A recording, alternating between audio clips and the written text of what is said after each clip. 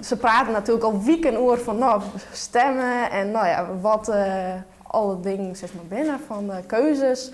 En op deze manier dan komt je er toch van tegenbij. Ze is 18 jaar en telt Joert de stemmen in het stembureau van Twizelerheide. Anna van den Berg regelt Joert als volwaardig stembureaulid een soort zaken. Mijn taak is dat iedereen een mondkapje voor had en dat ze even ontsmetten de handen. En dan vervolgens dat ze de goede richting weer op rennen en net dat ze bijvoorbeeld daarbij komen dat ze hier er weer uit willen. En door verder is het een heel oog heen en even wennen met die renroutes op de vlier. Duidelijker is de partij waarop stemd wordt. Is dat wie het één stem of twee stem? Twee stem. Ik heb wilde stem, dat mij geruid weten. CDA. PvdA. Christelijke partij en ga ik eigenlijk altijd in. Dan hier is op en daar is op en ben bepalen, daar stem ik net op natuurlijk. Maar. Misschien dat is rommel wat er nog zit, dat wil weer graag wij hebben zelf. Voor Anna is het net alleen nog de eerste keer als lid van een stembureau. Ze mij ook voor het eerst stemmen.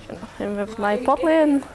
Ik zal vanmiddag voor de eerste keer dan voor mijn leven stemmen en dan even samen met mijn mam.